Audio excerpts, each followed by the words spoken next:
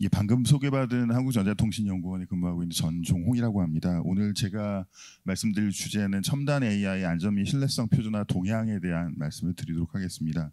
원래 뭐 한 시간 정도 말씀을 드려야 되는 자료인데 25분 동안 짧게 핵심적인 사항 위주로 말씀을 드리도록 하겠습니다. 소개를 해주셨는데요. 주로 이제 AI 관련된 표준들을 여러 가지를 개발하고 있습니다. 현재 ICTC 62에서 인공지능 의료기기에 대한 성능평가 표준을 만들고 있고요. 두 번째로는 SE42 AI에서 AI 시스템에 대한 테스팅 표준, 그리고 AI 시스템에 대한 신뢰성 사실 인증 마크 같은 것들에 대한 지금 개념 표준들을 만들고 있습니다. 그리고 JTC1 워킹그룹 12에서 이제 그 의료 영상에서 영상 분할을 인공지능 기술로 하는 방법에 대한 표준들을 제정을 한 바 있습니다. 제가 오늘 말씀드리는 전반적인 내용들은 다 지금 얼마 전에 이제 게재된 논문에서 여러 가지 내용들을 굉장히 자세하게 설명을 하고 있거든요. 그래서 이 논문을 보시면 조금 더 많은 이제 첨단 인공지능 안전 및 신뢰성 기술 표준 동향에 대한 내용들을 충분히 이해하실 거라고 생각이 되고요. 특히 지금 이 하나는 한글 버전 그리고 하나는 아카이브에다가 얼마 전에 올렸습니다. 그래서 좀 더 많은 의견들을 글로벌하게도 받고자 하고 있는 중에 있습니다. 이제 인공지능 뭐 오늘 이후 세션이 다 인공지능인데 인공지능 잘 아시는 것처럼 지금 1차, 2차 겨울을 지나고 3차 겨울이 언제 올지 모를 그런 시절을 계속 기다리면서 계속 인공지능 기술이 발전을 해나가고 있습니다. 어디까지 발전해 나갈지 그 누구도 지금 예상하지 못할 정도로 빠르게 발전을 하고 있는데요. 최근의 트렌드라고 하면 얼마 전까지 이제 딥러닝에 대한 얘기를 불과 뭐 2020년, 21년까지만 해도 했는데 지금은 다 개별 모델에 대한 얘기들은 하지 않고 라지 스케일 AI에 대한 얘기들을 하고 있습니다. 뭐 트랜스포머에 대한 얘기를 한 것도 얼마 전의 얘기고 이제는 다들 LLM에 대한 얘기, 그다음에 LLM을 이용한 이후 파운데이션 모델에 대한 얘기들을 하고 있습니다. 이런 트렌드는 앞으로 더 이렇게 발전해 나갈 거라고 생각이 되고요.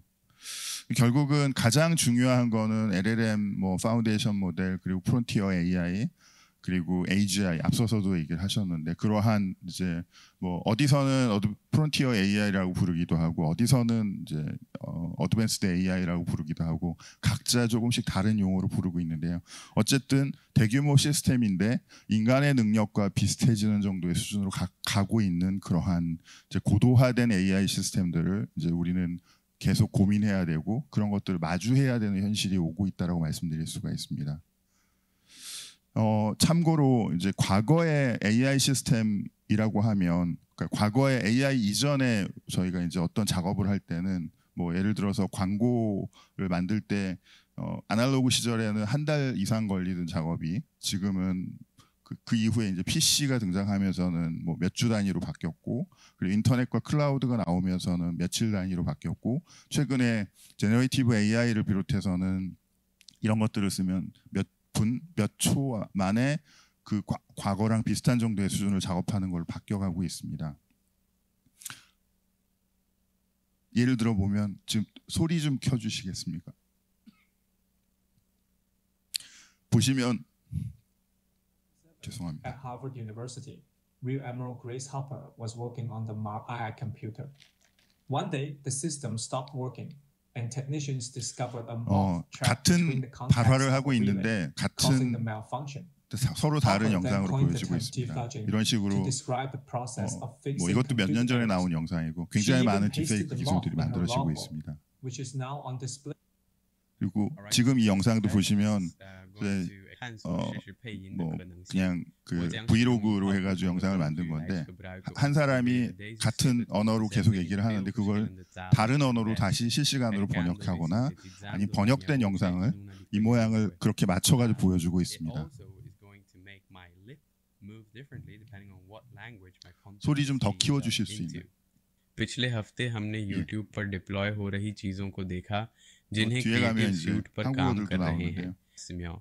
이것은 풍경을 완전히 바꾸고 그러니까 이 콘텐츠가 사람의 생성되고 성조랑 거의 소비되는 비슷하게 이런 것들이 방식도 가능해지는 변경할 상황입니다. 그러니까 것입니다. 점점 De plus, pour la 뭐 façon dont 나쁘게 vous 얘기하면 그냥 fonctionnez, 쉽게 얘기하면 je ne 무서운 pense 세상이 pas 되는 거고 nécessairement 점점 qu'il 점점 s'adresse aux personnes 속이기 qui 쉬운 parlent 세상이 déjà 되고 l'anglais 있고 comme langue 굉장히 seconde, 인간이 qui 인지하지 veulent 못할 regarder 정도로 du 많은 contenu 것들이 dans leur langue 이제 maternelle. 비슷해지는 상황이 되고 있죠. 이런 것들은 구글에서 이제 얼마 전에 소라라는 딥마인드에서 그 딥마인드가 아니라 그 오픈 AI에서 소라라는 걸 만들었는데요. 이것도 소리를 조금 키워주실 수 있나요?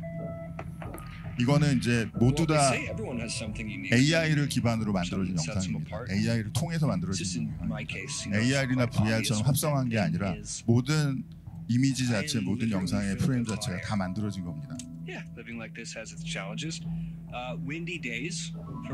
이런 툴들이 이제 계속 나오고 있는 중에 있고요. 그래서 영상 시스템이라든지 영화에서도 앞으로 지금 몇 초 단위로 만드는 영상이 앞으로는 몇 분 단위 아니면은 이제 몇 년 있으면 TV 시리즈 하나를 전체 제너레이티브 AI를 가지고 만들 수 있다라고 얘기를 하고 있습니다. 그리고 실제로 그러한 생성형 AI를 이용한 실제 광고도 등장을 했습니다. 이거는 이제 토이저러스 광고인데요. 실제로 젠 AI를 이용해서 만들어진 광고고 실제로 광고도 했습니다. 이런 것들을 도와주는 툴들도 지금 계속 많이 나오고 있는 상황이고요. 자, 뭐 참고로 이제 이거는 그러한 오픈소스 도구 내지는 그러한 도구를 이용해서 제가 텍스트 몇 줄을 써서 만든 10초짜리 영상입니다. 뭐 다 만드는 데 들어가는 비용 2,000원밖에 안 들었고요.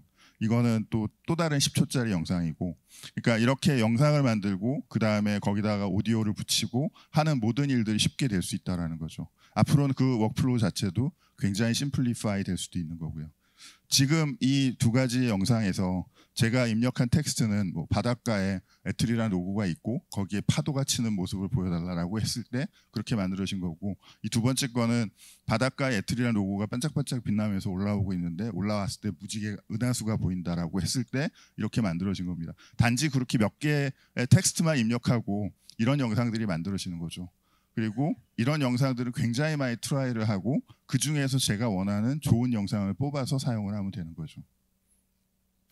이러한 이제 생성형 AI 그리고 어드밴스드 AI의 능력이 점점 좋아지고 있는데 그 과정에서 보면 여러분이 잘 아시는 클로드, 뭐 GPT, 제미나이 등등이 무한 경쟁을 하면서 그 성능은 점점 더 빨라진다라는 거죠. 그래서 얼마 전까지만 해도 조금 더 부족했는데 불과 1, 2년 사이에 지금 저희가 만나는 챗 GPT라든지 나머지 제미나이의 성능들이 정말 놀라울 정도로 바뀌어가고 있다라는 걸 아실 수가 있고요.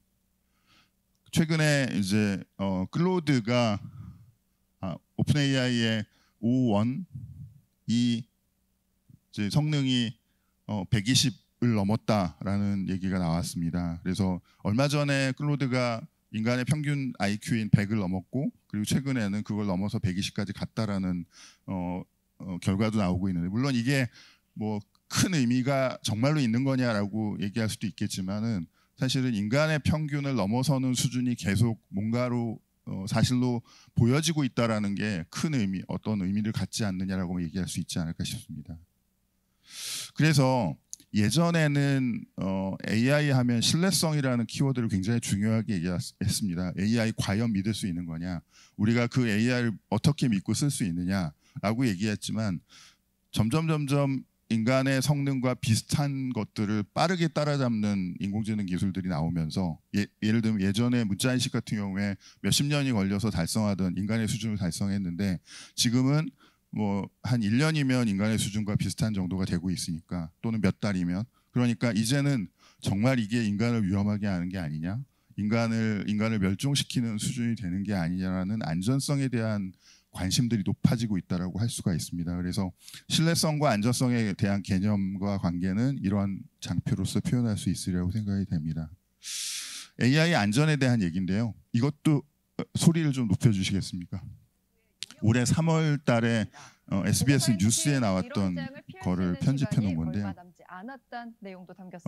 굉장히 AI 안전에 대한 얘기를 함축적으로 보여주고 있습니다. 인류 멸종 수준의 위협이 될 수 있다는 섬뜩한 경고가 나왔습니다. 오픈 AI와 구글 딥마인드 등 주요 AI 기업 최고 경영진과 무기 전문가 등 200명 이상과 인터뷰에 작성한 미 국무부 용역 보고서의 골자입니다. 첨단 AI 시스템이 무기화될 경우 돌이킬 수 없는 피해를 줄 수 있다고 밝혔습니다. 전력망 붕괴를 위해 추적 불가능한 공격을 실행하라 같은 간단한 명령만으로 AI가 재앙적 효과를 낼 수 있다는 겁니다. 범용 인공지능 AGI가 통제력 상실 시 위험을 초래할 수 있는 주요 요인으로 꼽혔습니다. AI와 AGI의 부상은 핵무기 도입대를 연상시킬 만큼 세계 안보를 불안정하게 할 잠재력이 있다고 적었습니다. 특히 이런 기술이 2028년까지 완성될 것으로 예상했습니다. AI가 의학 등 인류의 도전을 극복해줄 혁신적인 기술이지만 이 같은 위험 때문에 정부 개입이 시급하다고 보고서는 지적했습니다. 여기서 사실 AI 안전에 대한 모든 핵심적인 내용들은 다 정리를 하고 있습니다. 이 짧은 동영상에서. 그러니까 AI가 인류를 파멸시킬 수 있고 국가를 전복시킬 수 있을 정도의 능력을 가질 수 있다. 그런 위험성이 있을 수 있기 때문에 거기에 대한 대비를 우리가 미리 해야 된다라는 게 AI 안전에 대한 기본적인 골자라고 할 수가 있습니다. 그래서 포커싱하는 것들도 그런 데 주로 포커싱을 하고 있다라고 이해를 해주시면 되고요. 그래서 그러한 여러 가지 위험에 대한 계속 리포팅이 되다 보니까 AI 안전에 대한 그럼 글로벌 협력 체계를 만들자라고 해서 작년 11월에 AI 안전 세이프티 커밋이 열렸었습니다. 그래서 안전 정상회의가 11월에 열렸었고 그 이후에 이제 여러 가지 후속 조치들을 계속 해나가고 있는 중에 있습니다. 그리고 올해 5월달에 한국에서 열리기도 했었고요. 그리고 유엔에서도 마찬가지로 AI에 대한 안전과 신뢰성에 대한 여러 가지 협력들을 해야 된다라는 유엔 총회 결의안을 올해 3월달에 또 채택하기도 했습니다. 그래서 그만큼 글로벌하게 뭐 정치적인 측면이든 아니면 국제적인 측면이든 외교적인 측면에서 이러한 AI 안전과 신뢰성에 대한 협력에 대한 필요성이 굉장히 높아지고 있다는 거. 왜냐하면 AI 안전이라는 것은 한 회사 내지는 한 국가만 열심히 잘한다고 해서 되는 게 아니라 글로벌하게 같이 협력하면서 잘 해야 된다는 거죠.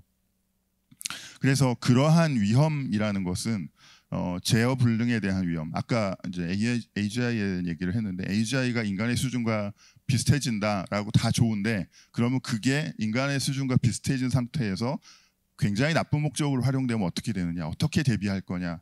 그런 대비가 되고 있느냐라는 퀘스천을 할 수밖에 없고 그러한 위험성을 그러면 누군가 또 대비를 해야 되지 않느냐라는 취지에서 이제 이러한 것들을 대비해야 된다는 얘기들이 계속 나오고 있다라고 할 수가 있죠. 그래서 제어불능에 대한 위험, 경제적인 피해에 대한 위험, 사회 혼란에 대한 위험, 기타 여러 가지 이제 위험들이 계속 얘기가 되고 있고요. 그래서 이제는 예를 들면 AI에 대한 사고라는 개념도 정의를 해야 되고 재난이라는 개념도 정의를 해야 된다라고 해서 OECD에서 그러한 용어들을 또 정의를 하고 있습니다. 그래서 이러한 단순히 AI 예전에 작은 규모의 예를 들면 시스템에 들어가는 조그만 AI 로직이라든지 이런 것들은 피해 정도가 그렇게 크지 않았습니다. 근데 지금은 그 시스템을 의지해서 굉장히 많은 사람들이 사용을 한다. 예를 들면 사회 전반에 굉장히 임팩트를 줄 수 있는 부분에 AI 로직이 사용돼서 모든 국민에게 영향을 줄 수 있다라고 하면 그거는 그 피해 규모가 굉장할 수 있다라는 거예요. 그래서 그런 것들에 대한 개념 분류와 대비를 해야 된다는 얘기라고 할 수가 있고요. 그래서 OECD에서는 이렇게 AI에 대한 사고 모니터에 대한 데이터베이스도 만들고 계속적인 모니터링 작업들도 현재 시작해 나가고 있는 중에 있습니다. 그리고 이러한 내용들을 쭉 이어서 AI 안전에 대한 정상회의 선언문을 만들었는데 글로벌하게 협력을 하고 관련된 기술을 함께 발전을 시켜야 된다. 그런 내용들이 들어가 있습니다. 그럼 어떤 표준화가 이루어지고 있느냐에 대한 말씀을 드리겠습니다.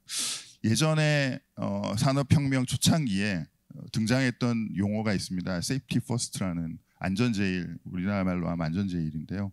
그때 안전제일을 얘기했던 사람이 뭐였냐 하면 예전에는 생산력만 높이려고 했습니다. 공장도 빨리 뭐 사람을 갈아 넣어서 빨리빨리 돌리고 많은 물건을 생산하는 게 제일이다고 생각을 했는데 나중에 노동자의 안전 그리고 사람들의 안전을 먼저 고려하고 생산을 이제 뒤에 생각을 했더니 오히려 생산도 좋아지고 또 다른 근로자의 뭐 수명도 늘어나고 한 일들이 생겼다라고 해서 그 이후에 모든 산업 분야에는 세이프티 퍼스트라는 철학이 적용이 돼서 현재까지도 운영이 되고 있습니다.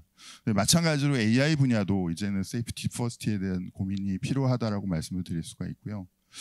이 안전에 대한 개념은 리스크와 밀접하게 관련이 있습니다. 그래서 결국은 안전을 높이기 위해서는 위험을 줄이는 행동을 해야 되는 거고요. 그래서 위험을 분석하고 위험을 줄이고 위험을 회피하는 여러 가지 작업을 하는 거가 안전을 높이는 방법이라고 할 수가 있습니다. 그래서 그러한 내용으로 산업 분야에서 모든 이제 안전관리에 대한 위험관리, 안전관리에 대한 개념들이 정의가 되어 있습니다. 그래서 해저드, 함을 구분하고 그거에 따라서 리스크를 정의하고 그 리스크에 대한 회피 방법들을 정의하는 것들이 이제 리스크 관리에 대한 여러 가지 프로세스들이라고 말씀드릴 수가 있습니다. JTC1 SE42 앞서 이제 AI를 다루는 그룹인데요. 거기서 현재 AI 안전과 관련돼서 중요하게 진행되고 있는 특히 어드밴스드 AI에 관련해서 진행되고 있는 프로젝트는 다음과 같은 것들이 있습니다. 예를 들면 2298구나 23053 같은 첫 번째, 두 번째는 제너레이티브 AI에 대한 고려들을 해서 개정하는 작업들을 하고 있고요. 그 다음에 NLP, 내추럴 랭귀지 프로세싱과 관련한 여기에는 이제 LLM을 비롯한 여러 가지가 함께 들어가고 있죠. 그래서 그런 것들에 대한 이밸류에이션 방법들을 정의하고 있고, 그 다음에 인간의 감독이 필요하다라는 부분에 대해서 휴먼 오버사이트를 정의하는 표현들을 하려고 하고 있고요. 그리고 또 여러 가지 AI에 대한 태스크들에 대한 퍼포먼스 매저먼트하는 방법들을 정의하고 있고, 또 이제 신뢰성 사실 마크 같은 것들 정의하고 있고, 또 최근에 이제 그 중국의 알리바바에서 제안을 해서 리스크 인 제너레이티브 AI 시스템이라는 것들을 현재 투표를 진행하고 있는 중에 있습니다. 그리고 자동차 분야에서 했던 것과 같이 특정한 도메인별로 특정한 컨디션들을 정의해서 그 컨디션 안에서 관리하자라는 이제 내용과 비슷하게 이제 도메인 엔지니어링 오브 AI 시스템이라는 내용들을 정의를 해서 표준을 현재 투표를 진행하고 있습니다. 제가 앞서 이제 42117 트러스트워시니스 팩트 레이블에 대한 말씀을 드렸었는데요. 기본적인 아이디어는 이런 것과 같습니다. 이제 AI에 보면 모델 카드라는 것들을 많이 사용을 하고 있는데요. 여기에는 AI 그 모델에 대한 여러 가지 정보들을 다 기록을 합니다. 그래서 이게 어떠한 학습 방식으로 학습을 했고, 그 다음에 이것들을 통해 가지고 어떻게 이제 뭐 데이터 어떤 종류를 사용했고 이런 내용들이 다 정의가 되어 있고요. 또 다른 데에서 하는 것 중에 이제 그 우리가 뭐 영양표랑 비슷하게 뉴트리션 팩트라는 것들을 만들어서 사용하자라고 해서 미국 쪽에서는 이런 작업들을 하고 있는 것들도 있고요. 또 헬스케어 분야에서는 차이라고 해서 모델 카드랑 비슷한 그런 레이블을 만들어 가지고 사용하는 것들도 하고 있습니다. 그리고 이제 IoT 분야에서는 이제 스마트 디바이스에 대한 시큐리티 레이블 체계라는 것들을 만들어서 또 안전성에 대한 검증을 하고 그것들을 가지고 전체에 대한 안전성에 대한 시험을 하고 신뢰성을 시험할 수 있는 여러 가지 방법들을 만들고 있고요. 그래서 이러한 모든 내용들을 다 아우르는 것과 비슷하게 AI 시스템에 대한 신뢰성 사실 마크를 표준으로 만들자라는 게 이제 42117의 표준화 작업이라고 할 수가 있습니다. 현재는 개념을 정립하고 있는 중에 있고요. 제 생각에는 굉장히 큰 표준의 시리즈가 만들어지지 않을까라고 예상을 하고 있습니다. 왜냐하면 여기에는 이제 로고를 비롯해서 이제 뭐 바코드 시스템, 그다음에 RFID 어떻게 연계할 건지 그런 모든 내용들이 다 들어갈 수 있는 좀 큰 규모의 표준이라고 말씀드릴 수가 있습니다. 그래서 또 이 42117 표준을 이제 AIMS, 그러니까 인공지능 관리 시스템 42001과 연계해야 된다라는 얘기들을 하고 있어서 그러한 42001에서 그 검증되는 여러 가지 내용들을 마찬가지로 이 신뢰성 사실 마크에서 이제 같이 정보를 제공하는 방법들을 고민을 하고 있습니다.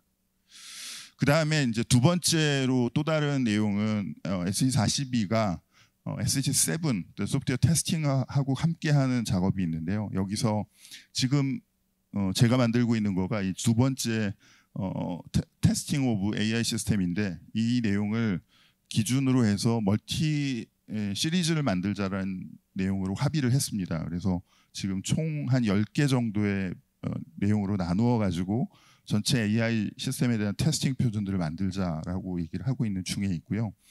그래서 두 번째 표준을 지금 현재 제가 에디터를 맡아서 작업을 하고 있고, 또 이제 최근에 제안을 해서 작업을 하자라고 합의된 내용이 뭐냐 하면 레드 티밍에 대한 내용입니다. 그래서 어드밴스드 AI 시스템을 위해서는 반드시 이제 레드 티밍 테스트가 필요한데, 그 부분을 레드 티밍 메소돌로지라는 표준으로 만들어 가지고 그런 레드 티밍하는 방법들 그리고 테크닉들을 정의를 하자라고 해서 조만간 투표에 들어가서 내년부터는 작업을 하게 될 것으로 기대를 하고 있습니다.